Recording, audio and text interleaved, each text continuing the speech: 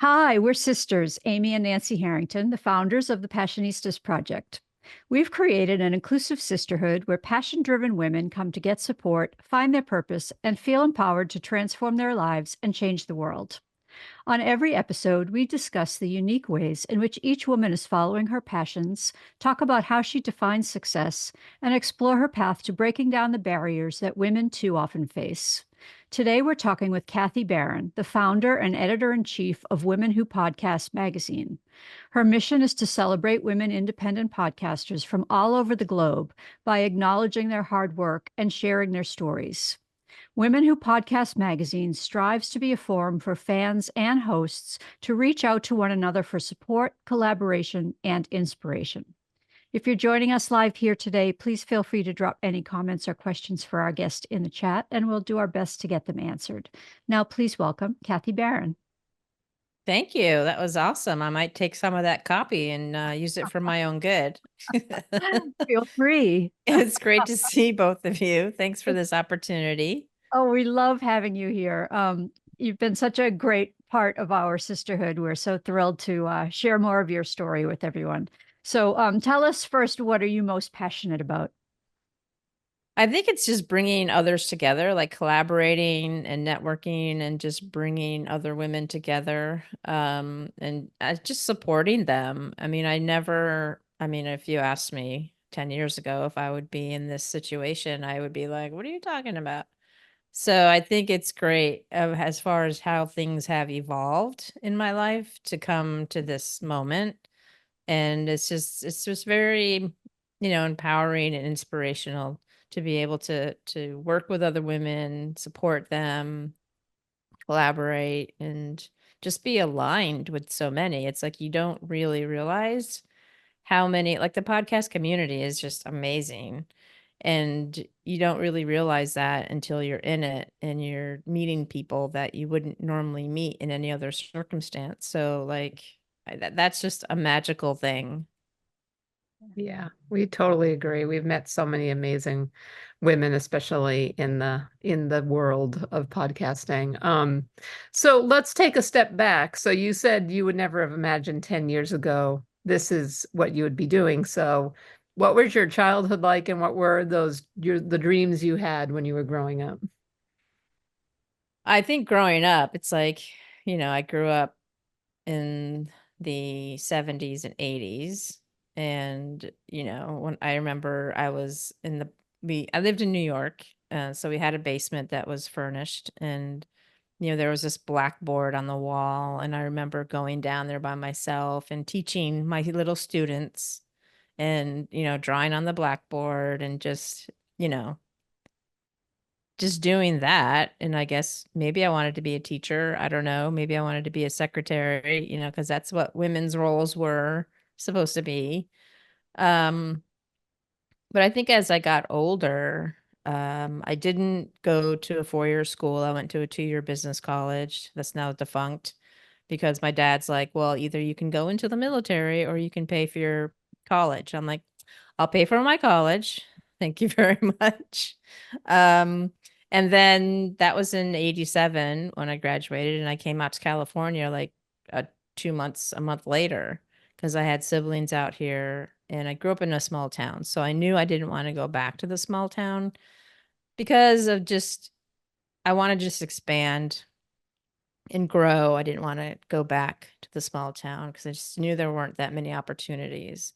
So moving out to the Bay Area was huge. And so that's kind of when I started to find out who I was, and creativity kind of showed its head with photography and then videography. So I think as a progression, my dad was also in TV and radio. So I think it's somewhat in my DNA that this is where I am. And he passed away over, I think it's 2005. So it'll be 20 years.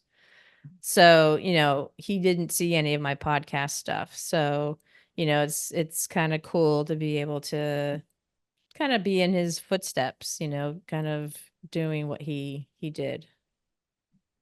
That's amazing. Yes. And first of all, I have to say, anyone who played school as a kid is our people, like, because we did that too. That's awesome. And we Yeah. would have gotten along really well because we played the students. So we Oh, would, you did. Okay, that would have been a good collaboration. Yeah. Yeah.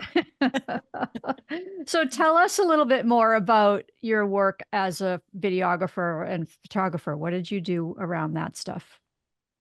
Well, in the Bay Area, there's a lot of migrant farm workers, and my parents lived in Santa Maria. So driving down 101, you see all the agricultural fields. And, every time I would drive down, I would see people in the fields, but I couldn't see their faces because they were obviously covered up to protect themselves from the elements, the sun. And it was just very intriguing to me. It's like, who are these people? Like, I know they're working really hard and, under these conditions. And so I, in Half Moon Bay, there's a huge migrant community, and I connected to some.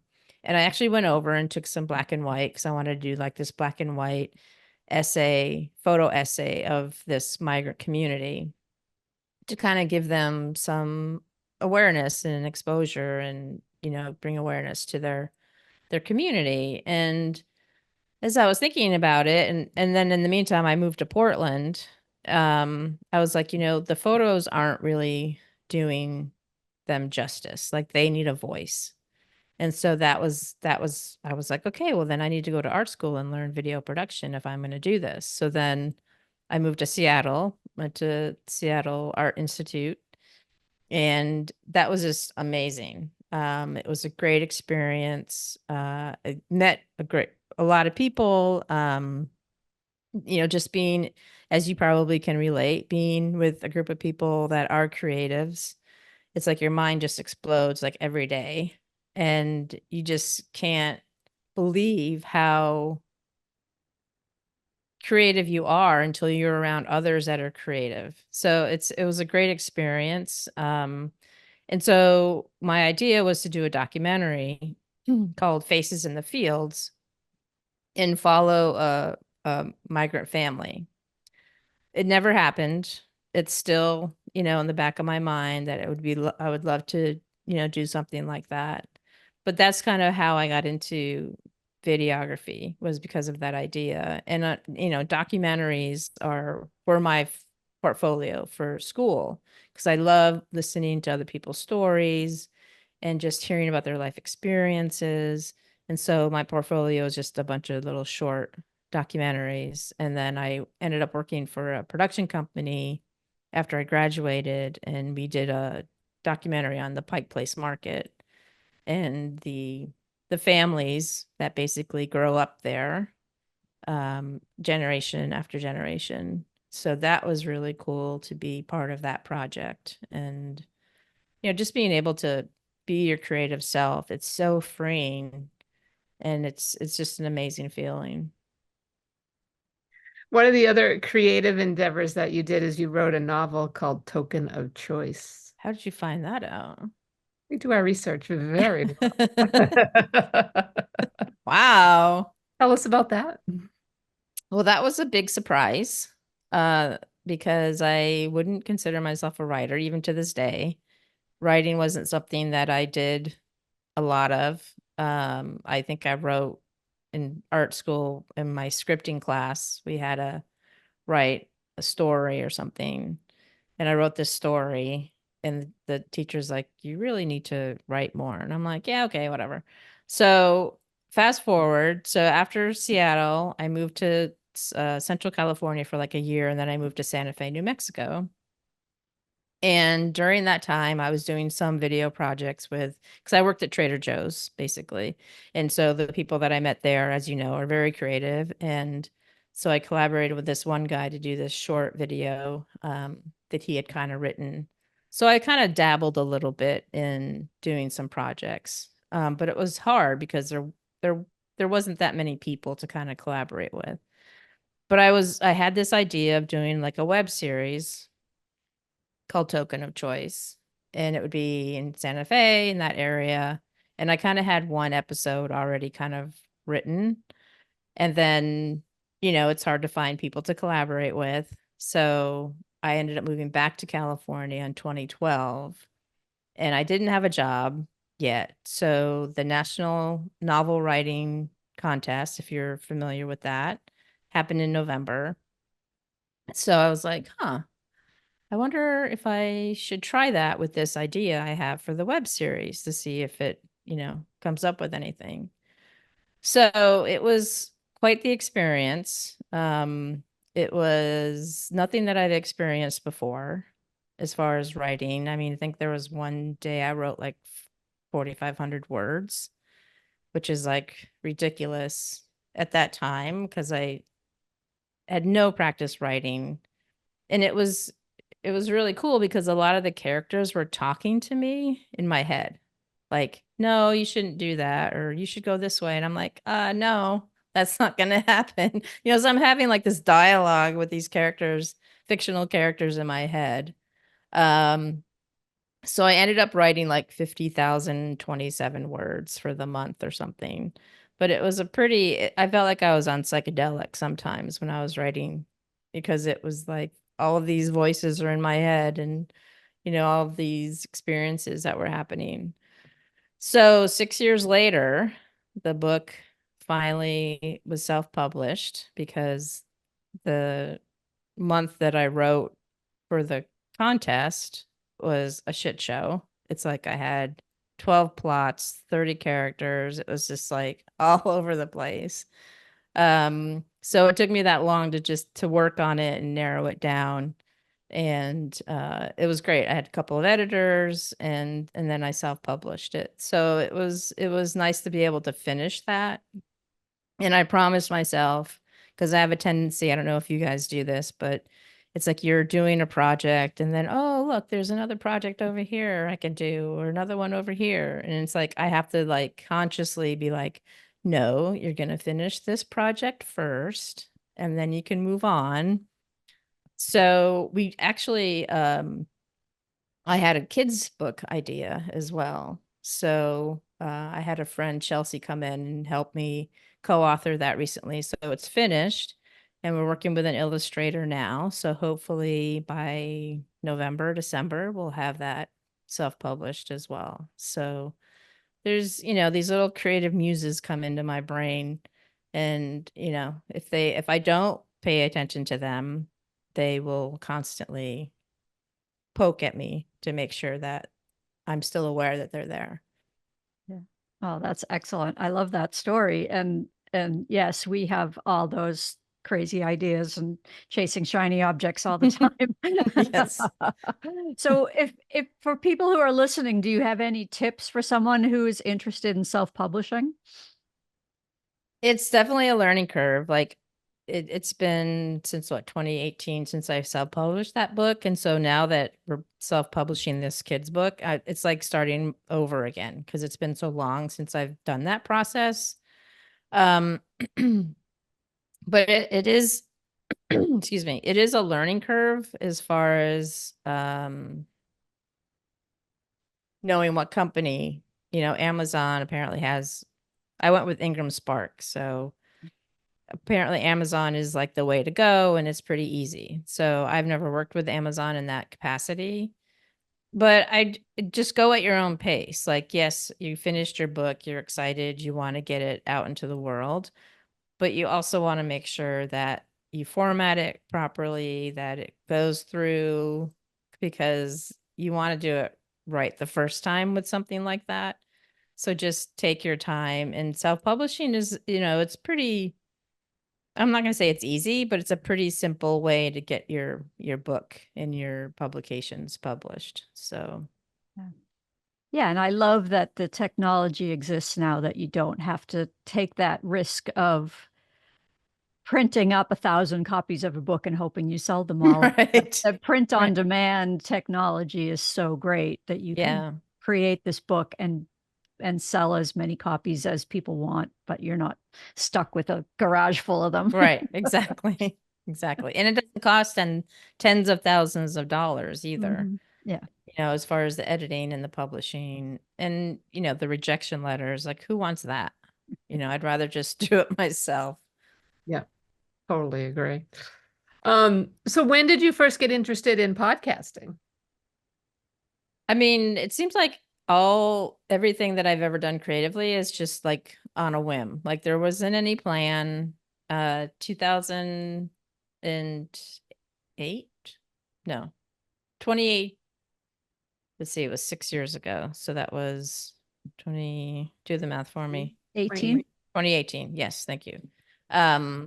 That a friend and I, who I met in Santa Fe, were just chatting, and she's very sarcastic too. So we definitely like feed off of each other, and we were going back and forth, and we're always just like laughing so hard. And I'm like, we should start a podcast. Like, why not? So we kind of started. I mean, that's how it started. It was just an idea, and we kind of went with it. And after a few months, her life just got too crazy and just wasn't able to spend the time. So that's when it ended up being just me. And then I brought in my friend Mario. He was like the token woman of the podcast. And he was a comedian, and he, stood in for about 6 months. And then I was just like, okay, that's when the format of having a guest and then a co-host and then my real deep shit episode kind of came into play. So it's definitely been an evolution in just learning what I wanted to do with it and how I wanted it to be formatted. And so what were some of the challenges you faced as an independent woman podcaster when you were starting? I think for me it was, I'm pretty introverted. So getting behind a mic was not something that I was like, "Oh, yay, let's do this," sort of thing. I think that was probably the most challenging for me. And just, that imposter syndrome that we all have, and it's like, is anybody listening? Which we all probably still have. And just knowing that what I had to say or what I was saying was important or that people cared about, so it was that more of the self confidence and wherewithal of like, yeah, what you say is good and people are listening. And so, and it's also trying, the sarcasm gets a bad rap, and I think that people really get offended by it. And so I was really trying not to be too offensive because that wasn't I didn't want it to be that way. Like I stayed away from religion and politics just because that's just I I don't really like talking about those anyway. And then to add sarcasm to them, I was like, yeah, let's not go that direction. Because I want it to be a light topic that's not too heavy. And I don't want to piss everybody off because that's not really the point of this podcast. Um, so yeah, I was trying to keep it light and humorous, but yet still have that sarcasm attached to it. So then when did you decide that you wanted to get into the magazine side of things and tell everybody what you created? Well, once again, I was forced to do this creative endeavor. No, I obviously wasn't forced. The creative muse thinks it's funny that we're always looking for something to do creatively, which isn't always the case. But in this case, it really surprised me because I went to Fest Expo in 2020, right before we shut down for COVID. And this guy was passing around free issues of the podcast magazine. And I was like, awesome, this is great. So I'm like, I hope that they represent women independent podcasters because this would be a great venue, great medium for that to happen. And as time went on, it just didn't happen that way. There were celebrities on the cover. The independent women were like in the top 50, but you like have to nominate yourself for that. It's like, okay. It was just hidden in the multiple pages of the magazine. And I was like, yeah, that's not okay. So later that year, like in October, that idea popped in my head, and it's like, well, then you're just going to have to create something yourself. And so I was like, what are you talking about? Like, I don't know how to publish a magazine. I know nothing. Like, I took a class in art school for InDesign. Like, that's all I have. So I contacted my friend Sandy in Australia, who just started publishing a magazine, print magazine herself. And I'm just like, okay. I kind of talked to her about it, and she's like, yeah, you definitely need to do this. And I'm like, that's not quite the answer I was looking for, but okay, we'll roll with it. So, Sandy kind of like nudged me a little, pushed me off the edge. And then that April 2021 was our first issue. And like, had no clue what I was doing. I contacted some podcasters that I knew to see if they wanted to be in the first issue. I put Sandy on the cover because she was, the one that forced me to do this. And, just kind of as ideas came up, I put them in. So and like with anything, as you know, it evolves. My goal for each issue is to just be 1% better than the last issue. And so I really try to, bring that message across that this magazine is about women podcasters. I don't have any hidden agenda as far as I'm concerned. It's mostly about getting the exposure, and also getting resources out there, because I know that it's so hard with the Google. Google something and it's like, it's so overwhelming, all the information that's out there. So Yeah. So, what are some of the unique challenges that women podcasters face, and why is it so important to you to support them? Well, I think there's a lot of common challenges. I think it's, the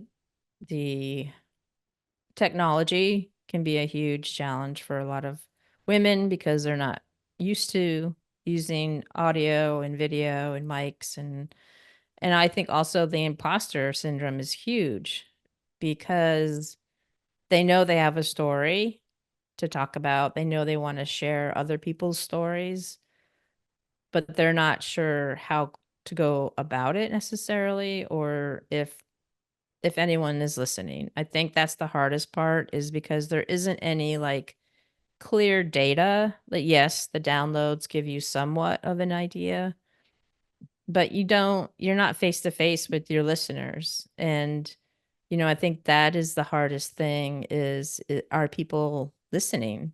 And that is hard not to take personally, because it's like, well, I want people to hear my story. I want people to hear this person's story.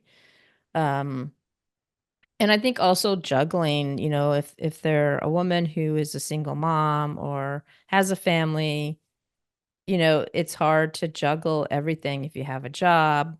The first thing to go is going to be the podcast. If something in life happens, the podcast is going to be the first thing that they set aside, which is unfortunate, but understandable. And I think I also have realized that women don't think they're creative. And it's like, we're all creative in our own way. It doesn't have to be a painting or a novel or a poem or whatever. It's how you want to be creative, whatever that looks like for you. And so, I think it's really cool to see the women when they first started their podcast, and even like 6 months later, and how much they've blossomed and thrived and really come into themselves and have more confidence in themselves. And it does take time. And yes, it's like ebb and flow.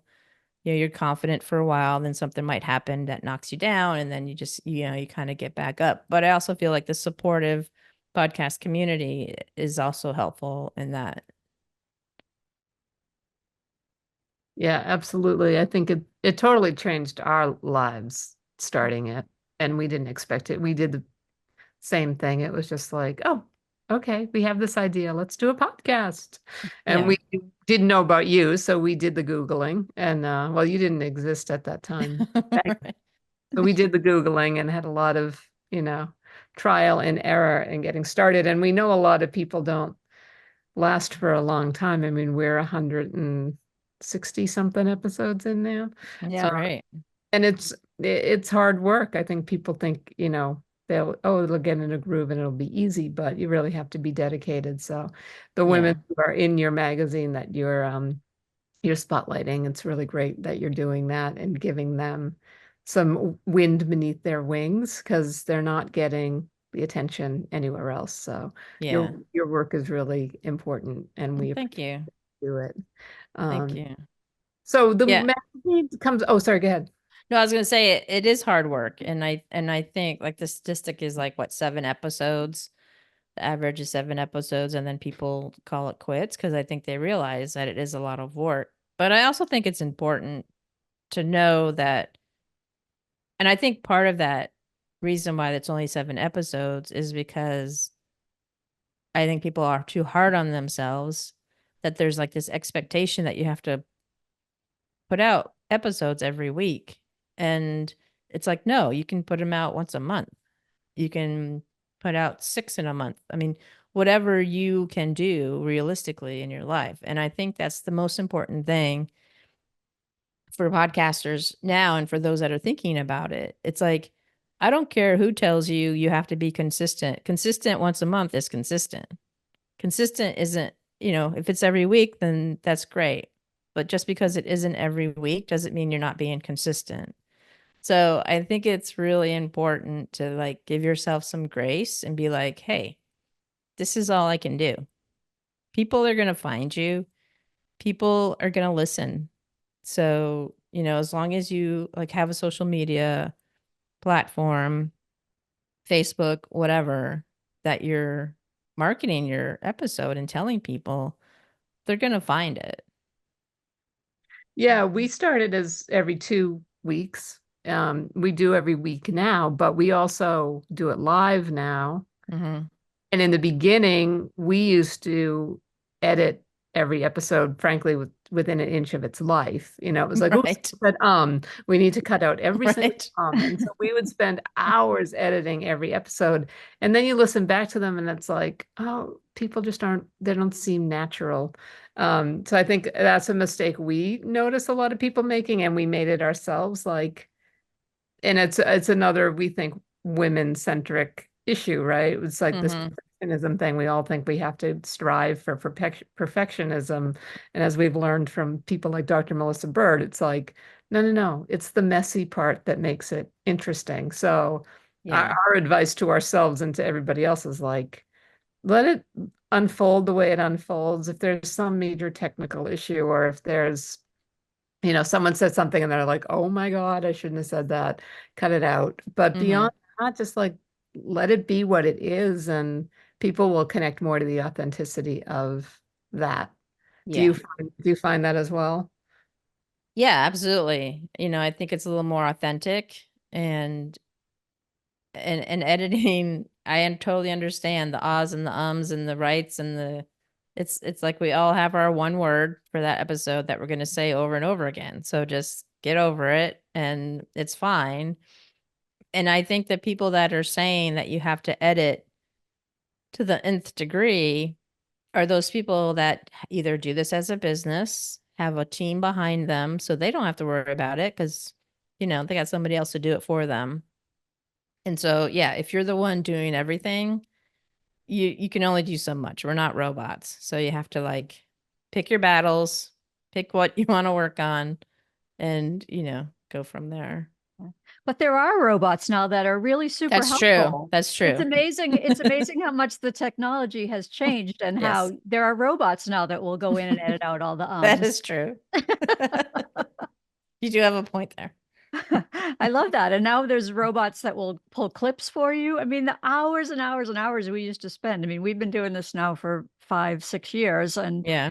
it was all manual back then. Like there was no automatic anything. And so now to like be able to upload your whole episode into a platform and then it spits out 20 clips for you, it's like, whoa, that's amazing.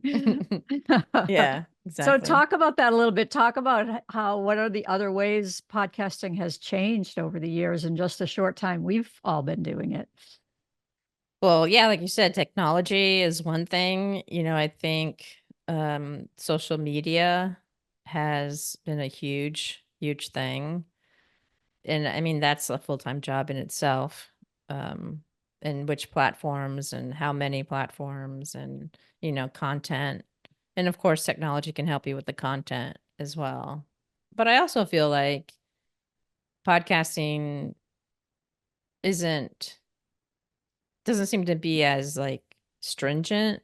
Like there's no I think back then it used to be a little bit more not elitist, but I think now it's everybody can kind of get into it and everybody's valid. I kind of talk about hobby shaming in podcasting and how, if you're not making money off of podcasting, then you're not legitimately a podcast. Well, that's BS because if you're behind a microphone and you have something to say, then you're legitimate and you're valid. So, monetizing is great, but it's not something that you have to do for podcasting. And it's super challenging. I mean, I don't know the percentage of people that actually make a living doing podcasting. It's Unless not you're a business. Yeah. right. Or you're, Or a celebrity. a Yeah. celebrity Yeah. and Yeah. so you have a huge audience and you have a, platform that's paying you to create the show. I think a lot of people think they're not doing well because they're not earning a ton of money off of it. Yeah. Well, I No. mean, a lot of times with sponsorship, you need 1,000 downloads an episode. Mhm. It's like, who's doing that besides the celebrities? Yeah. Right. So, yeah. Absolutely. Absolutely. So let's go back to the magazine for a sec. So it's a quarterly magazine, Digital, yes. digital magazine. Who works with you on this? Do you do everything yourself? Do you have a team around you? So I do have a few writers that do like the interviews for the podcasters, and I've had a couple, Chelsea and Becca, who have been with me for a couple of years now. But yeah, I do interviews as well.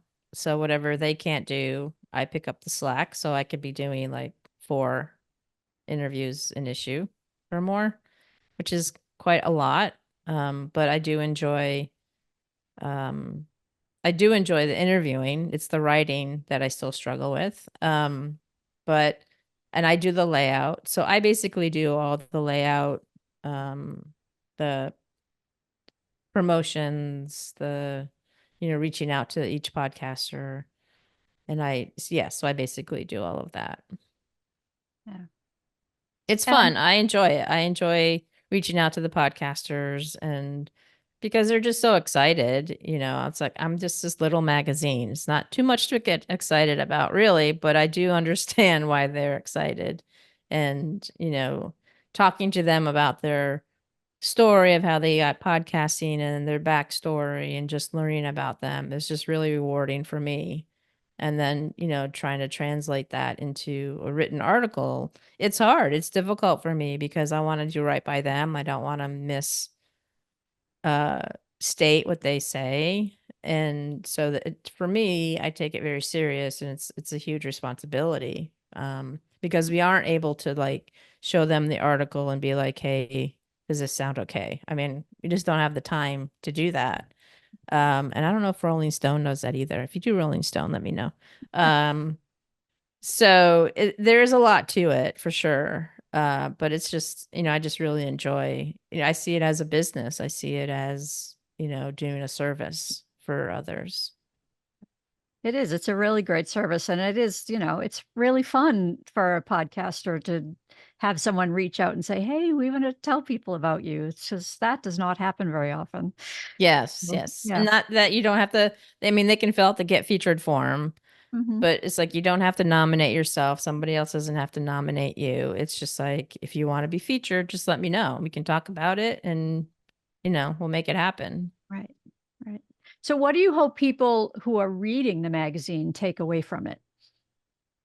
As far as the interviews, I really want people who either are in podcasting or just wanting to start podcasting, that they're not alone in their struggles, in the challenges that they're having, that we've all been through it and we all still kind of go through it. And just to like read other people's stories, it's really cool to see how they started. And there's just so many, the thread between podcasters is just so similar, even though they may come from a different background or culture or language. It's all, we're all very similar as far as why we started the podcast, the challenges that we have, the rewards of podcasting. So I just want people to know that they're not alone, that there are people out there to support them in their journey of podcasting, but also like the resource articles, the topic articles about hobby shaming or, challenges, how to overcome podcast challenges or, sales funnels or, just to be able to get that conversation started and, get people to think about, oh yeah, sales funnels. I never even thought about that.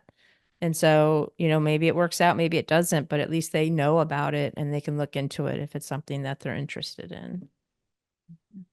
What are some of those common challenges and what are your tips for overcoming challenges that might be helpful to women?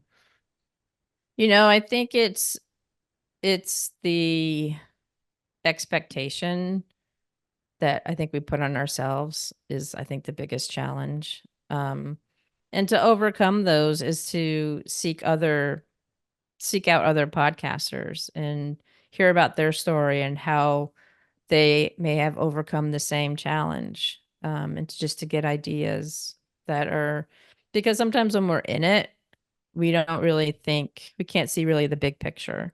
But if you, ask another podcaster who may have gone through it, then you can kind of get those ideas and see the bigger picture. And, it all ends up being okay anyway. So, it's just how the podcast evolves and where you want it to go. I mean, that's totally up to you. It's your show. You can do it however you want to. And it's great to get ideas from other podcasters. So because they've already walked that path and to, make it a little easier for someone that's just starting. Can you think of maybe one or two of the like most interesting or unusual or creative podcasts that you featured in the magazine?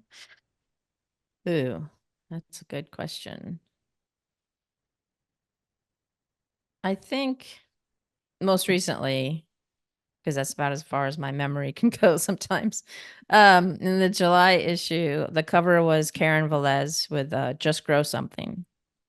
And her story was pretty cool because she's ex-military.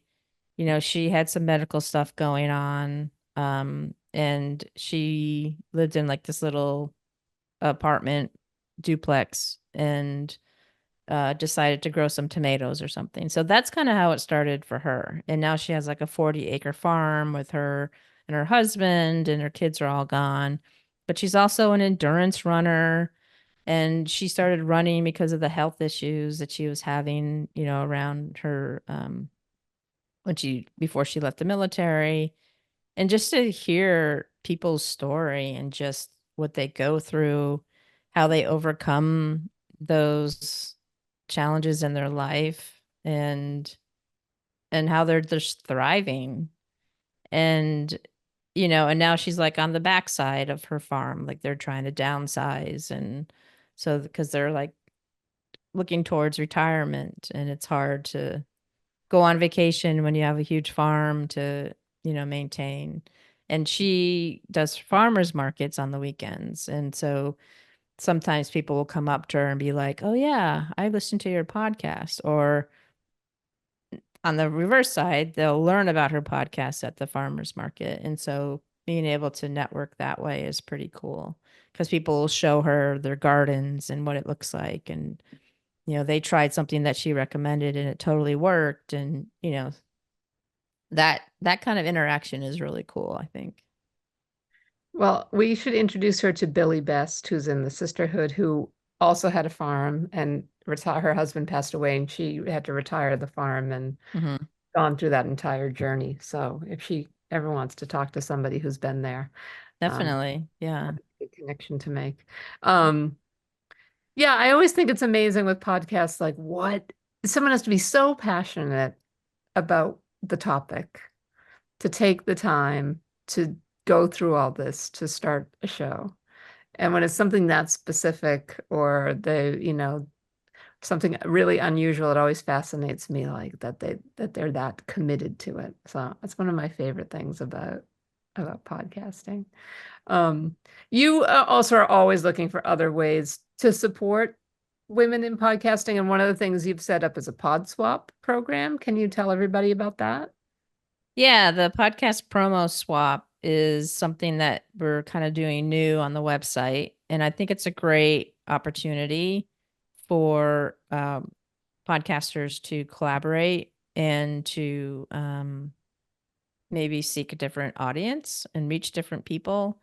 Aaron and Heather at the Three Kitchens podcast, they're in Canada, and they brought it up in the learning community that we have once a month about wanting to do something like this. So I'm thinking, okay, how can we make this happen so that it's as efficient as possible and that it doesn't take much effort for people to contact. So we have a page on our website at womenwhopodcastmag.com where you can see the list of people that are participating, that you could reach out to them to make sure that they're aligned with your message. And you can also submit a form to be added to the list.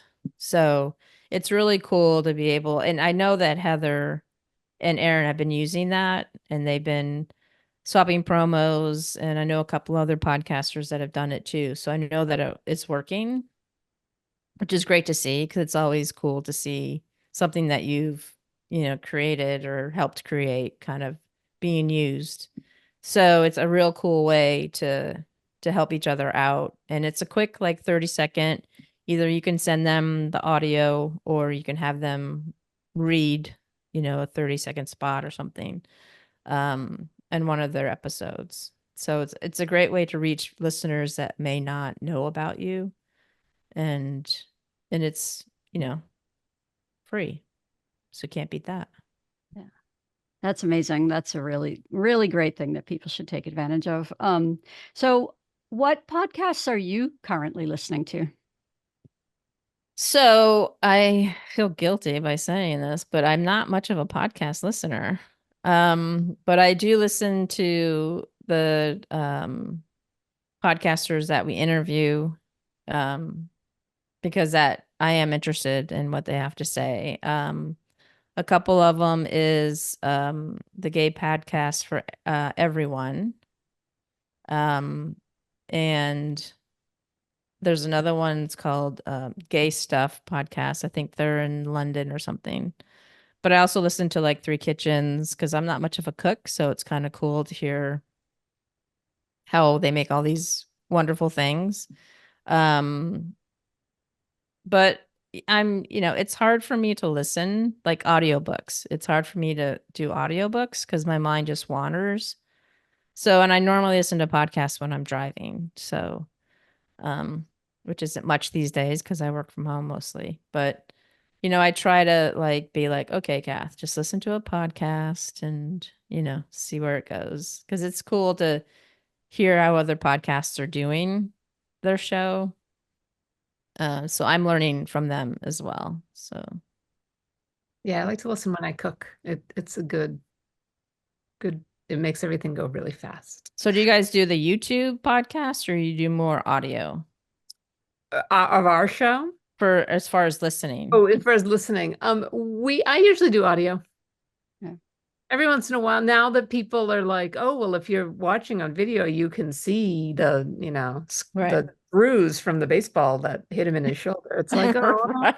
go scroll through the video. So Yeah. I really try not to, because I'm the same as you. I listen in the car Yeah. when I'm cooking. It's kind Um, of like going from film to digital, right? It's hard for me to be like going from audio to video when the podcast was meant to be audio. I mean, I understand why people are gravitating towards the video, but it's going to take me another 10 years probably to accept it. So, yeah, to me, it's a completely different thing. Like we position our video version as Passionistas TV, mhm, and it's our TV talk show, and we have the podcast, and it's the same content, but it's like, mhm.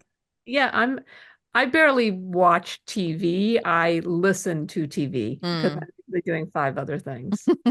I'm constantly like rewinding, like, wait, there must have been a facial expression I missed, because I'm totally missed a plot point here, especially on like a Game of Thrones kind of show. Mhm. Everybody's constantly like looking at someone, and it's like, if you miss that look, then six episodes later, you're like, what You're right. happened?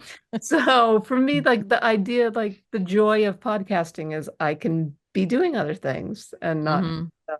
worry about what it looks like. And statistics say that people are usually doing other things when they listen. So, Yeah. I mean, a lot of how, podcasts are big time commitments. yeah. Yeah. So you got to be doing something. The Right. dishes, Yeah. vacuuming, Driving. I like the driving thing. driving. Yeah. Walking. When I go for a walk, sometimes I'll listen to a podcast. Yeah. Do you guys have a favorite that you listen to? I mean, I hate to say, I wish it was a women's independent podcast, and I am embarrassed that it's not, but I love Family Trips with the Myers brothers. Oh, okay. I just love, it's a brother, they have the brothers, so I like Hmm. that. It's like Yeah. a sister thing.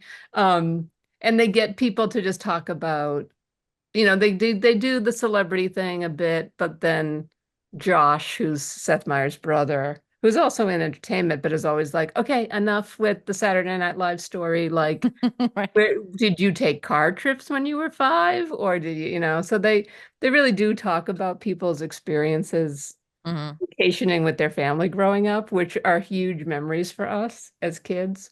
So I get really excited when there's a new episode like Yeah. that. I actually am a lot like you, and I really don't listen to a lot of podcasts. When I was sick, Amy gave me a list of podcasts to listen to, and I did listen to a bunch of them. Mhm. But I find if I have time to listen to a podcast, I do try to listen to a podcast from someone in the sisterhood. And we Mhm. do have a whole bunch of podcasts in our sisterhood. So there's always something new and different to hear and learn. And so Yeah. Yeah. that's, Yeah, yeah. I love Dr. Melissa Bird's podcast. It's Mhm. very calming and Yeah. beautiful. I love Natalie Kime has a podcast where it's called Nickels and Dimes, and she's a finance person, but she's a finance Mm. person with a heart. And so she actually talks about money things in a way that's not scary. Mhm. Um, so that's a really good one. Kari Hurd has an awesome podcast called Fuck Fine. Right. That's Really right. good. She gets Yeah. into really good conversations. Yeah. Lauren Best, yeah, Julie DeLuca Collins has a great Mhm. in Mhm. you, so pumps you up, and there are so many. We have Yeah. a new Power Passionista, Melanie Childers, who has a great podcast that we just added to our network. So Nancy is right. There are lots of amazing Yeah. Passionista podcasts, and your podcast we love, which is in our network. So Mhm. we're lucky. Very Yeah. lucky. Yeah. There's a lot out there, and there's a lot out depending on your mood. You can Mhm. find anything based on what your mood is. Yeah. So, Yeah. The other Absolutely. one that's very timely is Chris Graves' Blissful Spinster podcast, which in light of all of the childless Childless cat cat women ladies. talk going right. on. is really great. And she's got awesome t-shirts that go along with it. So highly recommend. Chris is I'll awesome. check that out. Yeah. Yeah, she's great. It's in the podcast network and she does interviews and she's just an awesome, really good conversations. Yeah. Really, we And were that's what on. I like. I like good conversations. I mean, the chit chat, the small talk, I can't. And I think a lot of podcasts that I've kind of came up upon have been like that, and that's why I kind of don't seek them out. But for those that are deep conversations or good conversations, I can definitely relate to that. Yeah, totally. So what's the question we're not asking about women and podcasting? Have you gotten your copy yet? I don't know. That's Excellent question. Where can people get their copy? So womenwhopodcastmag.com, you can either get a single issue for $5.99 or a subscription, which is 4 issues for $20, which is a pretty good deal. And it does come out. The next issue is in October. So we'll have 9 featured podcasters, and there's some pretty amazing ones in there. So I mean, every issue, I think there's amazing ones. So I think people will be, and it's cool that they're all over the country, all over the world, and be able to just see how others kind of in other cultures and other countries do their podcasts. And it's very similar. And I think that's what's so great is that even it doesn't matter where you're from, what country you live in, there's always that familiarity to it. Yeah, I love that. All right, so we have one last 2-part question. What's your dream for yourself and what's your dream for women? My dream for myself is to be able to continue with the magazine and support as many women as I can and encourage women to start their own podcast. And for women, I think it's that we don't wait to be invited to the table. As was it Shirley Chisholm that used to say, bring your own chair and invite yourself to the table. And I think in the podcasting world, we definitely need to do that more often and not wait to be invited, but just like, hey, I want to be a speaker at this conference. I want to, be a guest on this podcast, or, hey, I want Michelle Obama on my podcast. So, nothing is out of reach, and, just do your thing and don't worry about everybody else. I know that's easy to say, not necessarily easy to do, but yeah, it's time that we made space for ourselves and bring a portable chair wherever you go. Thanks for listening to the Passionistas Project. Since we're not only business partners, but best friends and real-life sisters, we know how unique and truly special our situation is. We know so many solopreneurs, activists, women seeking their purpose, and more who are out there doing it all on their own. They often tell us they wish they had what we have. So we've created a space for them and you to join our sisterhood, where trust, acceptance, and support are the cornerstones of our community. By joining, you become part of our family. We'll give you all of our sis tips on building meaningful relationships through the power of sisterhood and all the tools you need to thrive in 3 key areas: business growth, personal development, and social impact. You'll learn from our panel of Power Passionistas who are experts on topics like transformational leadership, letting go of perfectionism, the power of community, and so much more. You can connect with like-minded women and gender non-conforming, non-binary people who share your values and goals in chat spaces, at online Passionistas pajama parties, and virtual and in-person meetups. And you can register for our exclusive series of online courses designed to help you tap into your intuition, find your purpose, bring your mission to fruition, and integrate diversity, equity, and inclusion in every aspect of your plan. Be sure to visit thepassionistasproject.com to sign up for our free membership to join our worldwide sisterhood of passion-driven women who come to get support, find their purpose, and feel empowered to transform their lives and change the world. We'll be back next week with another Passionista who's defining success on her own terms and breaking down the barriers for herself and women everywhere. Until then, stay passionate.